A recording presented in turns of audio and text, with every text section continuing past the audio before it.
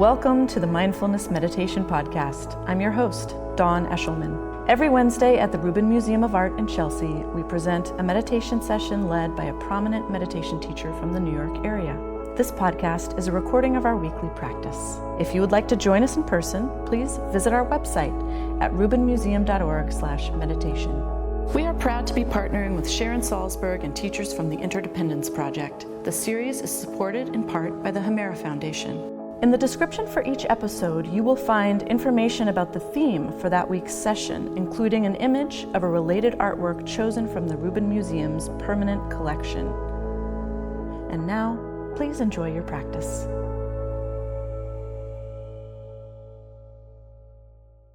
Fluidity, what comes in my mind as a 2-cent Tibetan Buddhist practitioner, the word for karma. And karma is something that our own action results from our own action.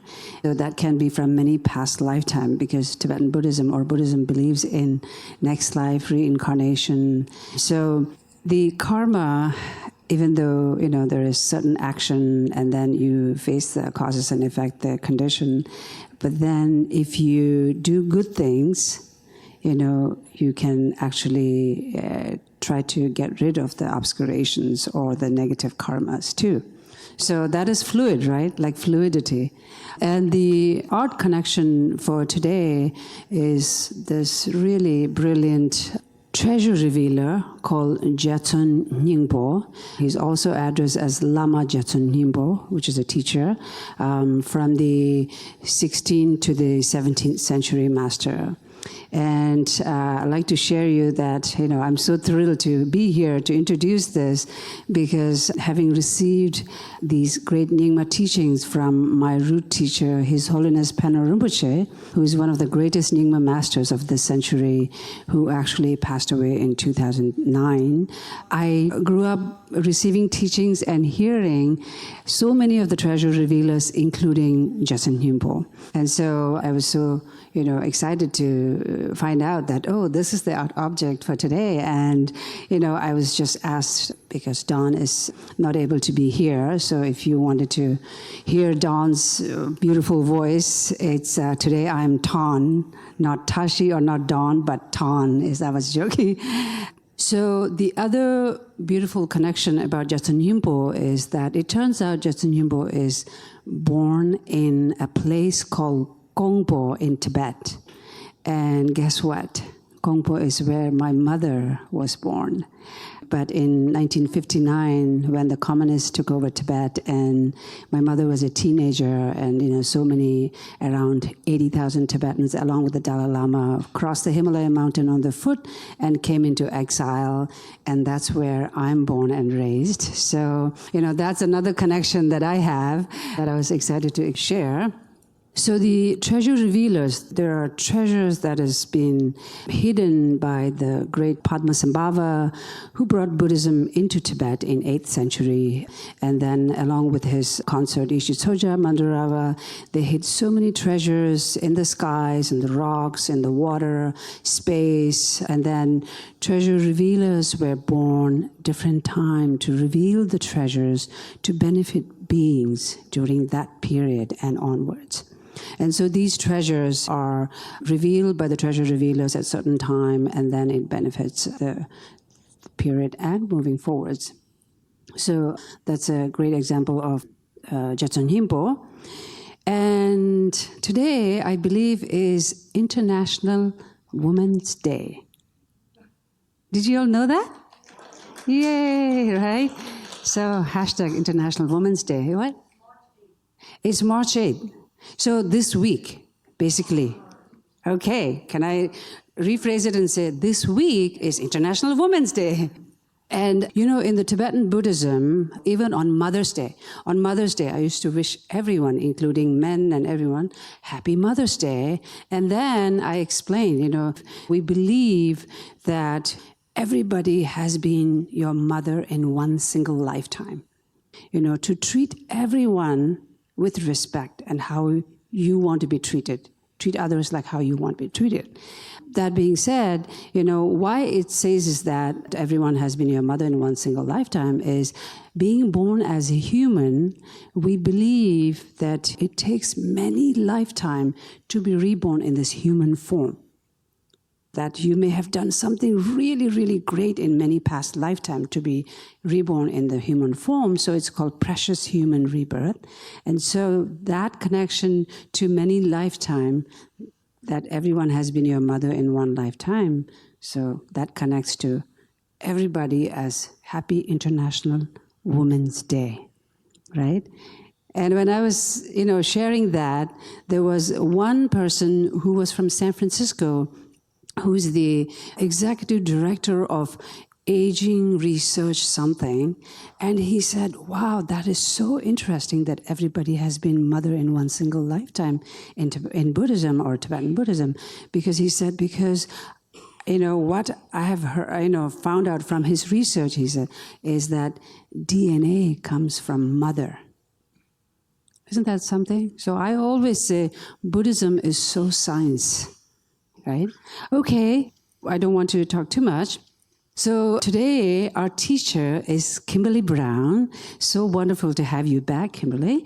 Kimberly Brown is the Executive Director of Interdependence Project and a graduate of its meditation teacher training program. Kimberly leads mindfulness and compassion classes, workshops, and retreats for groups and individuals in New York City. Kim studies American and Tibetan Buddhism and practices loving kindness meditation. Her teaching methods integrate depth psychology, compassion training, and Buddhist techniques as a means to help everyone reconnect to their inherent clarity and openness. So please help me welcome Kimberly.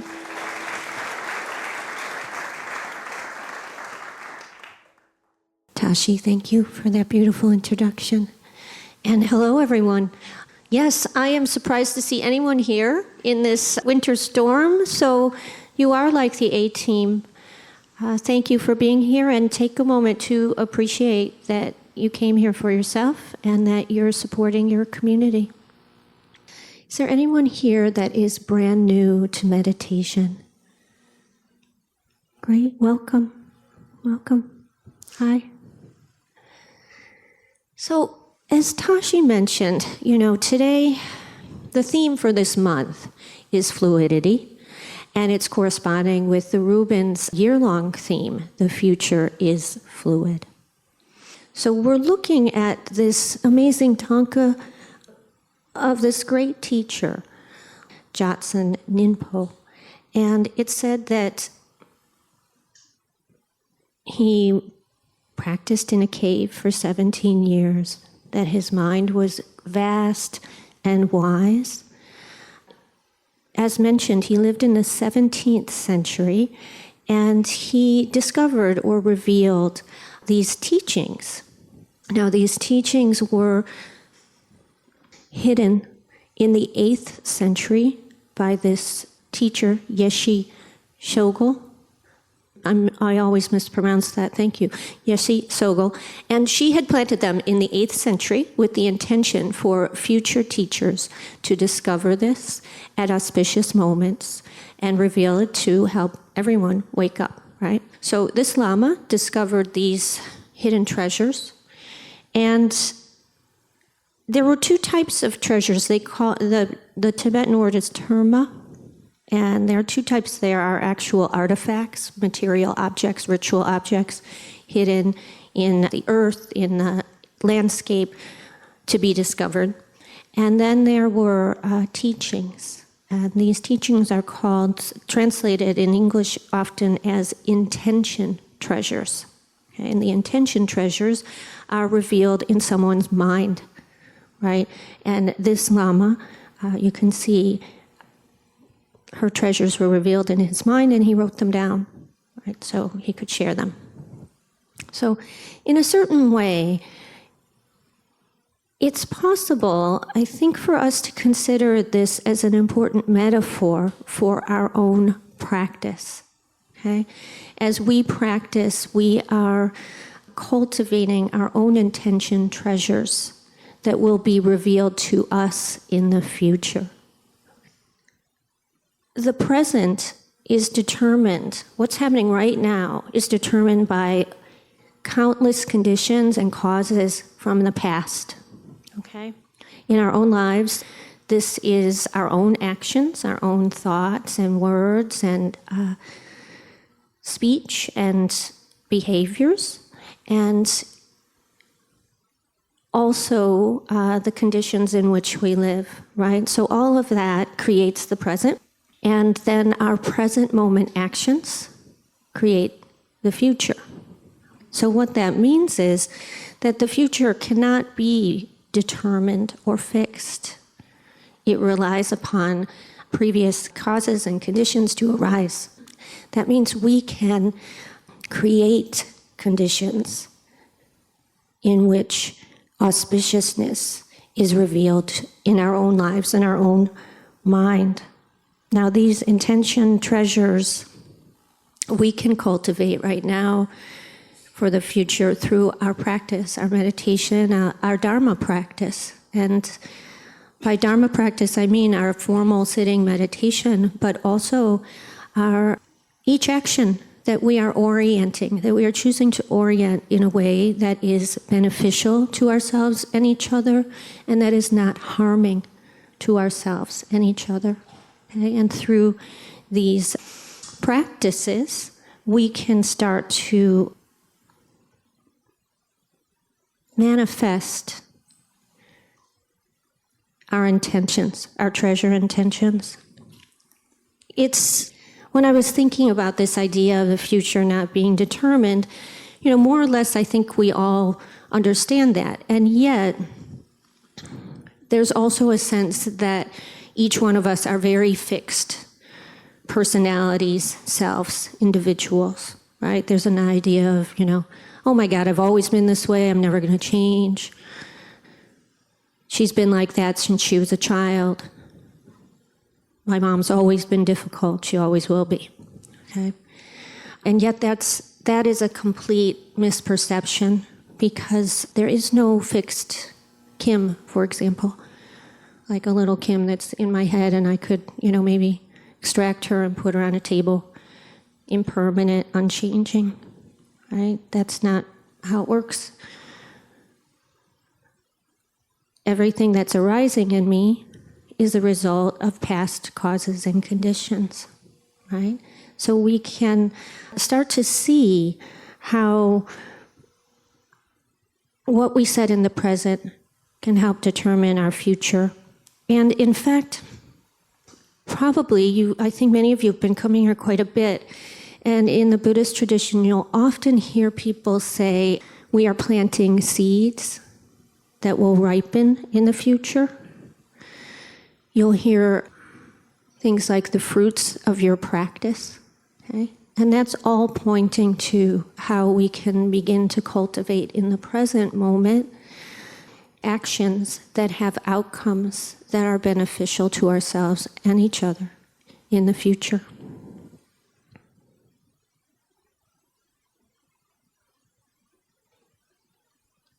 There's a neuroscientist, Richard Davidson, and he studies certain qualities like compassion and kindness and lovingness and wisdom. And although many of us have an idea that someone like His Holiness the Dalai Lama is just born that way, so kind and loving, or you'll meet someone and think, wow, they're just so patient. That's just how they are, right? Or you might have a good friend who's very compassionate. Oh, they've always been that way, okay? Now, Richard Davidson in his research has noticed that these qualities are inherent in each one of us. Each one of us can cultivate them, okay? What he's found is that they're a lot like language, in that each person has the ability to speak language when they're born, and it needs to be fostered, right, and developed, helped with their environment. So each one of us can do that too. Again, the future is not fixed. if you are ever lucky enough to have a teachings with the Dalai Lama, he's usually here once a year. Usually has a big teaching, lots of people come out, and he will often say to you, people think, oh, I know how to do this, I'm so wise and smart because I'm the Dalai Lama, but it's the result of 60-something years of teaching, or years of study, right? 60 or 70 years of study. And if each one of us did that, we can also cultivate and develop our minds too. So last year I was lucky enough to have a teaching with a Tibetan teacher named Thai Situ Rinpoche. He doesn't come to the West a lot. And the teaching he wanted us all to really take in was that he said Western people don't understand what a miracle is. It was really important to him. He said, a miracle is simply something that was once impossible, and now it's possible. That's all it is. And he wanted us to understand that because through our thoughts, our words, our actions, we can create different conditions, different possibilities, and we have powerful and valuable lives to bring about changes, to not have a fixed future, and to consider everything that's possible for us. So let's sit together. Let's cultivate our own intention treasures today. I encourage you, if you are someone who usually keeps your eyes closed, I encourage you to keep your eyes open. If you're someone who usually keeps your eyes open during meditation, then go ahead and close them. Okay? With your opened eyes, you can softly gaze at the chair back in front of you. So go ahead and don't meditate, don't not meditate. Just letting yourself settle in here. You've just walked in from a storm. You may be wondering what it's like outside. You might be remembering something you have to do. Just noticing that, feeling your feet. Bringing your attention to your seat and your belly.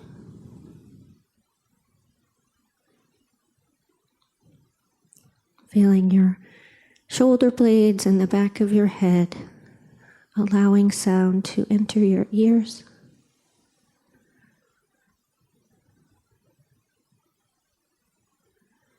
Taking a moment to remember why you're here, what your intention is. Meditating together, coming to this community each week. Take a moment to appreciate that.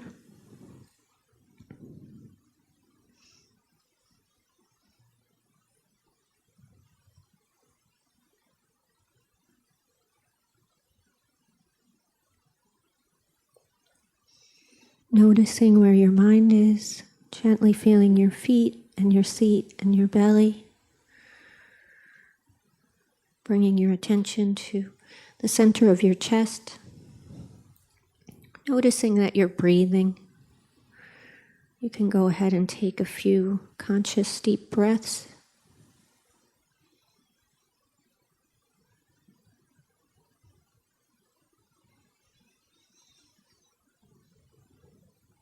And placing your attention on your breath. You don't have to change it. Just being with it. Allowing it.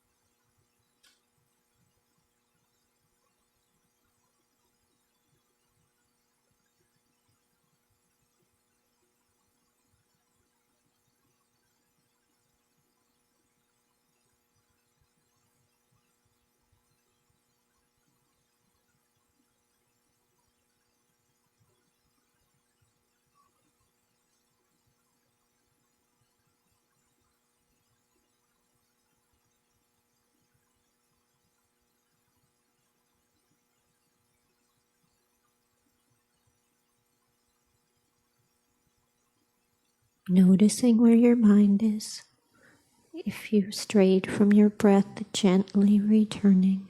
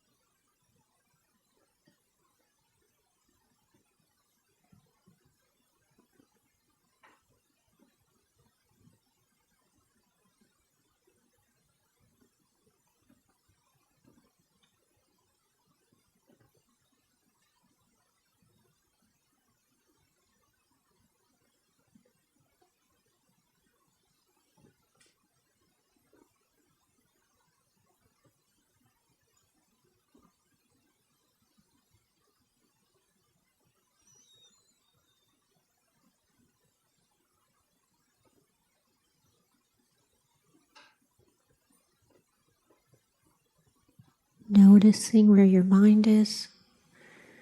If thoughts arise, you can consider them as clouds in a sky, right? And like the sky, your mind doesn't have to cling to those thoughts, doesn't have to push them away, just allowing them to come and go. Bringing your attention to your breath.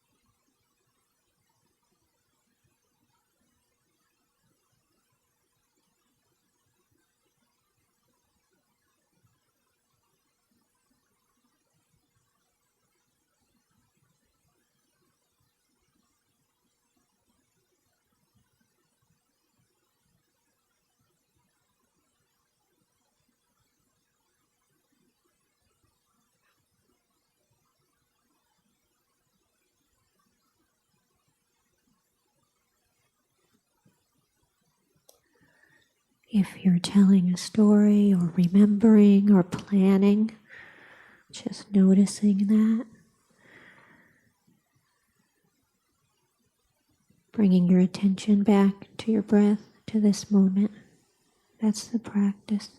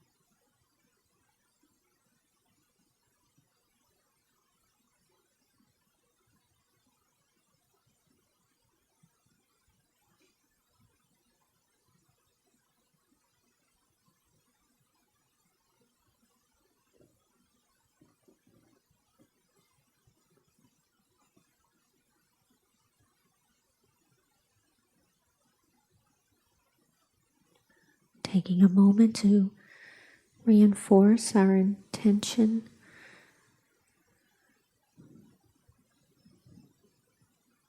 May I be free from suffering and the causes of suffering. May my friends and family, may you be safe. May you be free from suffering and the causes of suffering. May everyone in this room, may we be safe. May we be free from the causes of suffering and suffering. May my enemies be safe. May they be free from suffering and the causes of suffering. May all beings everywhere be safe. May we be free from suffering and the causes of suffering. Bringing your attention to your feet, your seat, your belly. Allowing sound to enter your ears. In a moment, I will invite the bell to ring. Please stay still until you can no longer hear it, at which time, if you'd like, you can join me in offering a bow to yourself for your practice today.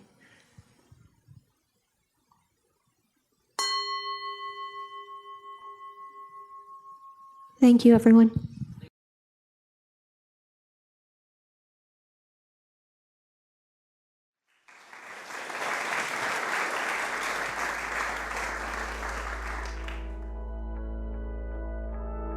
That concludes this week's practice. If you'd like to attend in person, please check out our website, rubinmuseum.org/meditation, to learn more. Sessions are free to Rubin Museum members, just one of the many benefits of membership. Thank you for listening. Have a mindful day.